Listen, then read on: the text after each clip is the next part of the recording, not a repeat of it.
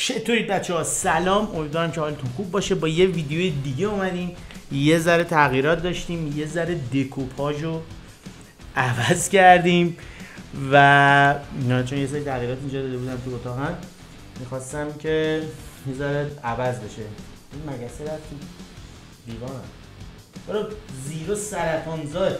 خب آقا بریم سراغ بحث این ویدیو. خیلی بچه‌ها سوال کردن که آقا بهترین مدل هوازی زدن چجوریه؟ ما چجوری هوازی بزنیم که چربی بسوزونیم؟ چجوری به هوازی بزنیم که عضله از دست ندیم؟ میگن آقا هوازی بزنی عضله از دست میدی. میگن آقا هوازی لازم نیست. ما شنیدیم بعضیا میگن هوازی چربی سوز نیست یا از این دست صحبت ها. بریم ببینیم داستان ویدیوی امروز از چه قراره. برو بریم.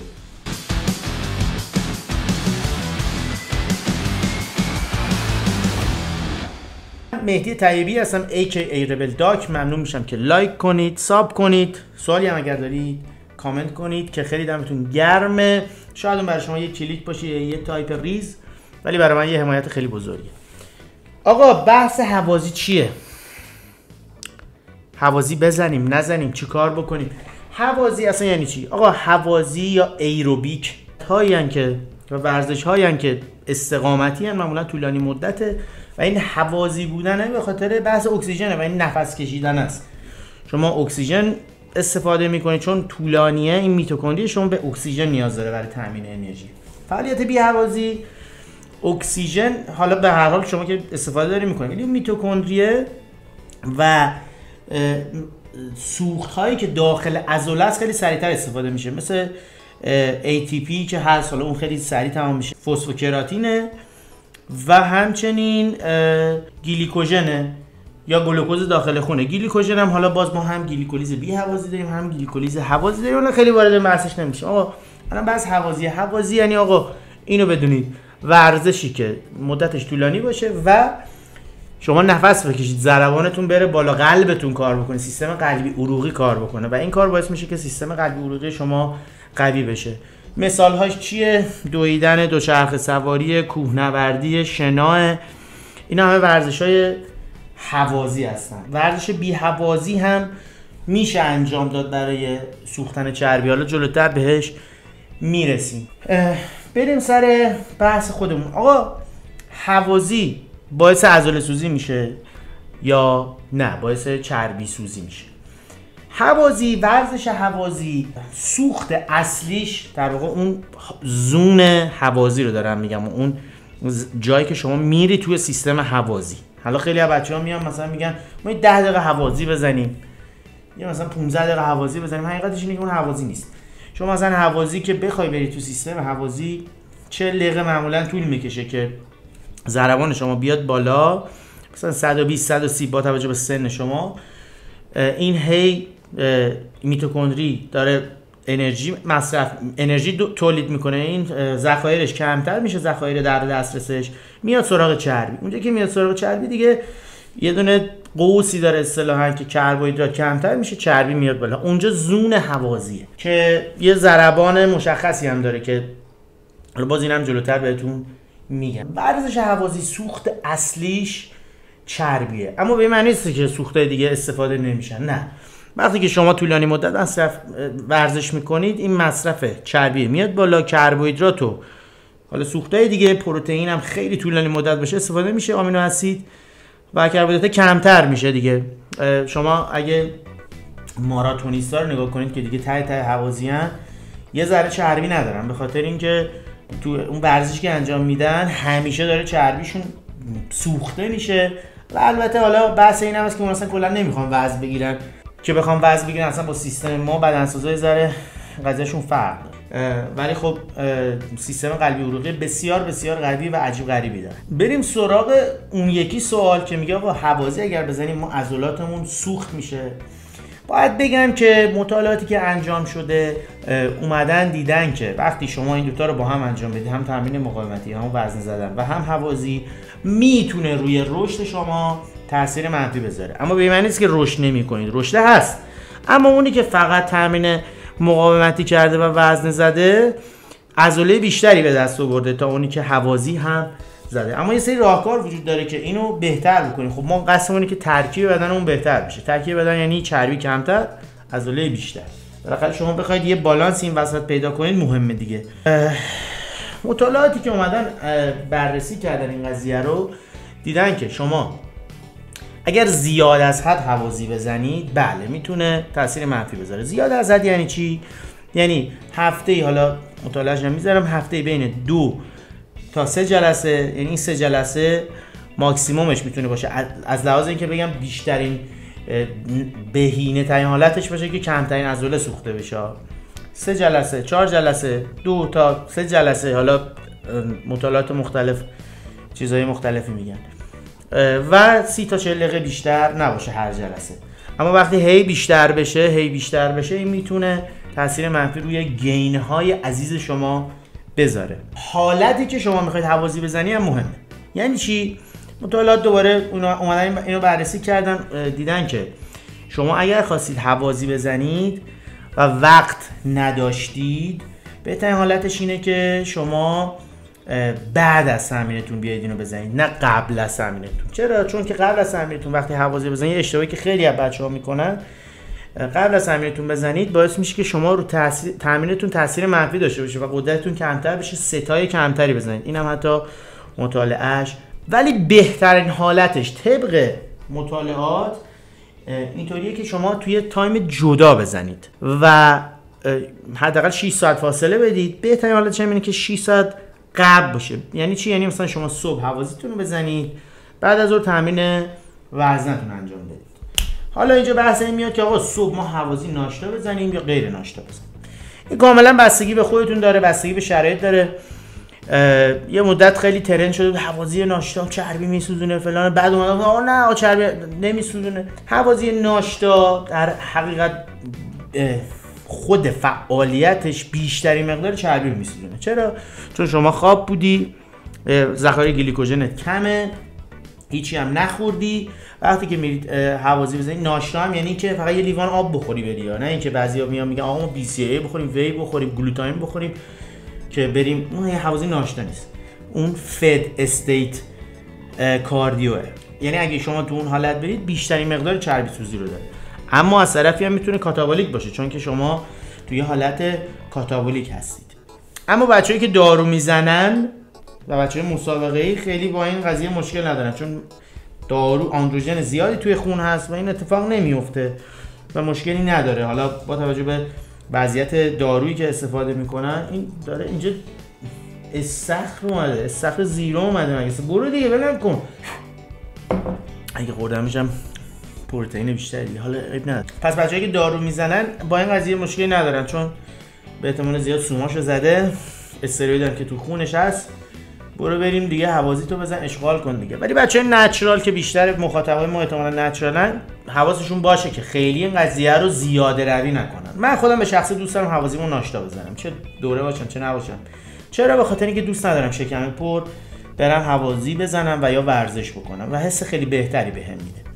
یه نکته خیلی مهمی هم اینجا اگر بخوام بهتون بگم اینه که آقا عضله سازی، دوباره اینو تو همه ویدیوها گفتم، عضله سازی و در واقع چربی سوزی 1 دقیقه و 1 ساعت هوازی صبح ناشتا نیست. شما اگر صبح بالفرض تجزیه پروتئین داشتید، بعد که میای صبحونه‌تون میخونید برمیگرده، ساخته میشه دوباره، بدن همش در حال سوخت و سازه. این سوخت و ساز که میگن همینه.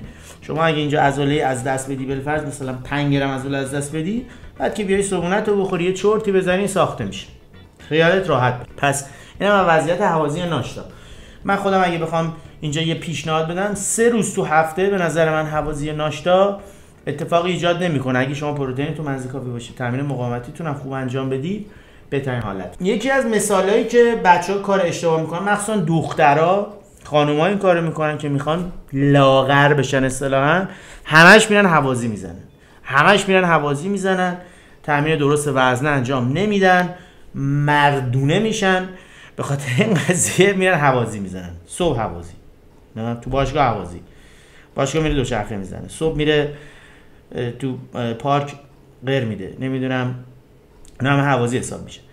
یا مثلا شب دوباره دست زیدشو میگیره میبره بریم هوازی بزنیم. آقا هوازی حدی داره شما اگه ماراتونیست نیستی لازم نیست روزی 5 ساعت هوازی بزنید، این کارا رو نکنید. پس حتما 3-4 روز وزنه بزنید، 3 روز هم اگه میخواید کاندیشنینگ خوبی داشته باشید 3 روز هم هوازی بزنید. بریم سراغ بحث این که کدوم یکی از هوازی چربی سوزتره و بهتره و بهینه تره. مطالعات بررسی کردن. خب اصلا یه چیز مشخصیه، شما هرچی عضلات بیشتری رو درگیر کنی و هرچی های ایمپکت تر باشه، مثل دویدن، خب این کالری بیشتری میسونه. حالا چه تردمیل باشه چه تو پارک باشه. خب از طرفی هم این دوباره میتونه یه تاثیر منفی روی رشد شما بذاره. مثلا یعنی چی؟ بالفرض شما امروز تمرین پای سنگین کردی، فردا اگه بری هوازی سنگین پیاده روی که حالا نه ولی دویدن سنگین انجام بدی، میتونه روی رشد شما تاثیر منفی بذاره. یا مثلا بعد از تمرین وزنه شما تو بیا یه تمرین هوازی سنگین انجام بدی، میتونه تاثیر منفی بذاره. بهترین حالتش اینه که شما، من پیشنهادی که به بچه‌ها میدم اینه که تمرین هوازیتون رو لو اینتنسیتی بزنید و همون با فاصله بزنید. یا مثلا خانوما رو میگم آقا روزای پا هوازی نزنید، اوکی؟ یا مثلا صبحش اگه خواستید بزنید از این کارا بکنید. یا بالفرض مثلا حالا این که کم پیش میاد تو حالا بچه‌ها، ولی خب شاید باشه، مثلا کسی رفته سینه و پشت زده، فرداش میخواد بره سنگ نوردی سنگین انجام بده، یا مثلا بره شنا انجام بده. این میتونه روی عضلاتی که تمرین کرده دیروزش تاثیر منفی بذاره و روی رشدش تاثیر منفی بذاره. یه دونه بحثم این آخر بگم که آقا ما یه دونه هیت داریم، بچه‌ها میگن که آقا هیت بزنین، یا مثلا همین هوازی طولانی مدت رو بزنیم. یه پسره بود میگفتش که این دویدن هایی که انجام میدید فقط آب و چیه از دست میدید، آب و عرق، نمیدونم آب و نمکه و هیچ فایده ای نداره، فقط باید هیت بزنید. باید بگم که نه، همچین چیزی نیست. تمرینات هیت خواص خاص خودشو داره، تمرینات هوازی خواص خاص خودشو داره، جفتشو میتونید استفاده بکنید، جفتش خوبه. نکته‌ای که توی هیت وجود داره اینه که شما با تایم کمتر میتونید نتیجه بالفرض مثلا 45 دقیقه هوازی رو شما با 20 دقیقه میتونید هوازی هیت انجام بدید. هوازی‌های هیت میتونه چیا باشه؟ میتونه همون دویدنه باشه با ضربان بالا باشه، همون دوچرخه سواری های اینتنسیتی باشه، میتونه وزنه زدن باشه، وزنه زدن ایستگاهی پشت سر هم باشه، میتونه تناب زدن باشه، میتونه شادو باکسینگ باشه یا اصلا کیسه زدن باشه، میتونه درام باشه. درام شما مثلا بیای با تمپو بالا تمرین بکنی، خودش میتونه هیت باشه توی بوتای کوچیک. اینا همش میتونه هوازی باشه. شنا کردن، من حالا به بچه‌ها میگم هر شما نکته‌ای که برای هوازی وجود داره، ببینید هوازی میتونه یه فعالیت اعصاب خورد کنه رو مخ، حوصله سربر باشه، به خاطر اینه که خیلی انجامش نمیدن و طولانی انجامش نمیدن، ولش میکنن. فعالیت رو انتخاب کنید که دوستش دارید و باش حال میکنید.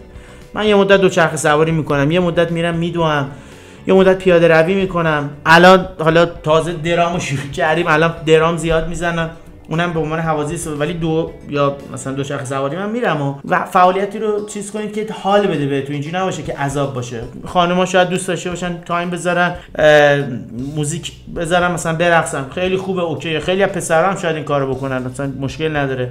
تناب بزنید، کیسه بزنید. خیلی‌ها دسترسی دارن، مثلا کوهنورد طرف برید کوهنوردیتون رو بکنید، استخر داره، مثلا برید استخرتون رو شنا کنید.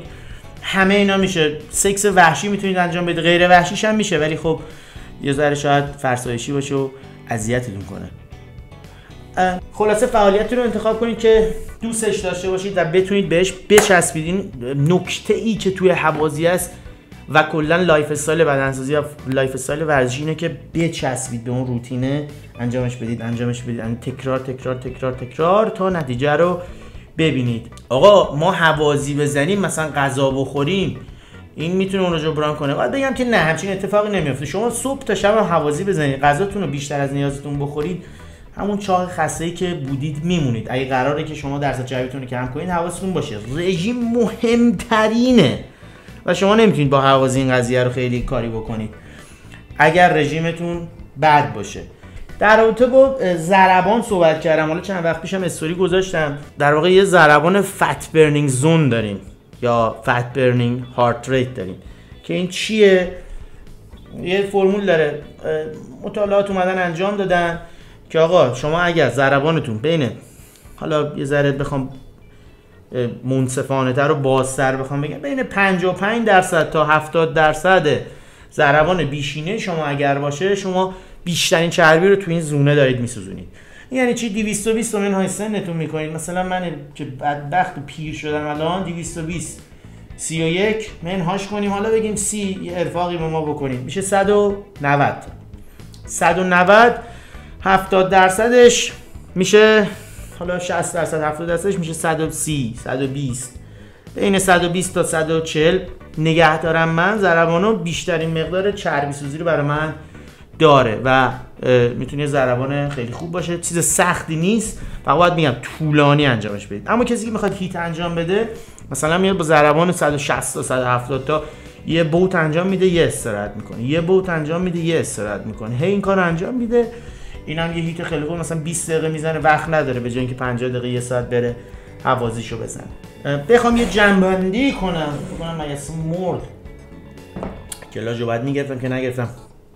بخوام یه جنبندی کنم نکاتو اینجا هم بنویسم واسهتون که چی کار بکنید. یک، مهمترین چیزی که وجود داره توی حوازی چسبیدن به برنامه‌شه، روتینشه. حالا یه چیزی هم بگم اینجا، آقا شاید شما مثلا یه روز نتونستی 10 دقیقه تونستی یه رو تونستی بری، عیبی نداره، همون هم خوبه، بهتر از هیچیه. ولی در کل اینه که شما بچسبید به روتین ورزشیتون. حالا حوازیتون هم اگه تو برنامه‌تون هست بچسبید بهش. این نباشه که یه ماه بزنید 6 ماه نزنید، 2 هفته بزنید 3 ماه نزنید. این کار نکنید و بچسبید به روتینتون. دومین نکته، رژیم غذایی خیلی مهمتره تا حوازی. یعنی شما میتونید بدون حوازی یه بدن خیلی خشک داشته باشید، هیچ مشکلی نداره، اما حوازی یه وسیله است، یه ابزاریه که میتونه به شما کمک کنه برای رسیدن به یه درصد چربی خیلی بهتر و راحت تر، در واقع بگم که حالا نخواهید خیلی کارتون رو کم کنید. سوم، حتما مخصوصا دخترها برنامه وزن زدن قوی بذارید. اینجوری نباشه که همش برید تردمیل بزنید، دوچرخه بزنید، اسپینینگ میکنید. آقا اون جای خودشو داره، وزن بزنید وگرنه شلوول و خسته میشید. یعنی خسته اونجا خمولی. پس یه برنامه وزن زدن مهم داشته باشید. پیشنهادم اینه که 4 روز 5 روز 3 روز وزن خوب بزنید. حوازیتون هم 3-4 روز بیشتر نزنید و تایمش هم دیگه همون 40 دقیقه 45 دقیقه به صورت ماکسیموم نگه دارید. من یکی شرایط خاص باشه، طرف بخواد مسابقه بده، آره روزی 2 ساعت 3 ساعت من بچهای مسابقه 2-3 ساعت هم حوازی دادم که خیلی میتونه به خوش‌تر کردنشون کمک کنه. نکته سوم، نکته چهارم، حوازی رو انتخاب کنید که دوستش دارید و بتونید همیشه انجامش بدید و فشار نیاد بهتون، اذیتتون نکنه. میتونه رقصیدن باشه، میتونه دویدن باشه، میتونه بوکس باشه، میتونه نمیدونم خیلی بچه‌ها رو حالا ورزشای دیگه میکنن، فوتبال میرن مثلا، اون میتونه باشه، والیبال میتونه باشه، همه اینا حوازی میتونه باشه. هر زومبا میتونه باشه، ایروبیک که خود اصلا حوازی دیگه. اینا رو میتونید انتخاب کنید و بچسبید بهش. حوازی ناشتا، نکته پنجم، حوازی ناشتا و غیر ناشتا فرق داره؟ نه، توی دراز مدت هیچ فرقی نداره و خیلی مهم نیست، هر کدوم رو دوست دارید انجام بدید. من خودم دوست دارم حوازی ناشتا بزنم، بعضی وقتا هم شاید مثلا شکم با غذا برم بزنم، ولی دوست دارم ناشتا بزنم. نکته ششم، این نکته مهمیه، کاش اینو اول میگفتم ولی حالا اب نداره. اگر وقت ندارید که حوازیتون رو جدا بزنید از تایم وزنتون، بعد از تمرین بزنید، قبل از تمرینتون خواهشاً نزنید. و اگر تمرین، یعنی عضله واسهتون خیلی مهمتره، اگر تمرین سفت و سخت سنگین داشتید، حرکتی یا کاری رو بکنید که به اون عضله دیگه فشار نیاره. مثلا بالا تنه زدید، حالا ما اینجا دستگاه چیز نداریم، از این بایکای دست نداریم، معمولا برای پا و ایناست، میتونید بزنید. الیپتیکال و اینا میتونید بزنید. الیپتیکال از همش لو ایمپکتره، حتی مثلا روز پا هم شما میتونید بزنیدش کاملا اوکی، مشکلی نداره. پس فعالیتایی رو انتخاب کنید که به اون عضله که الان زدید خیلی فشار نیاره. و همین، امیدوارم که مفید بوده باشه. مهمترین نکته چسبیدن به این روتین است. این یه لایف استایله، یه روز و 2 روز و یه ماه نیست. اگه میخوای ورزشکار باشی و یه بدنساز موفق باشی، لایف استایله. برو بریم، خداحافظ.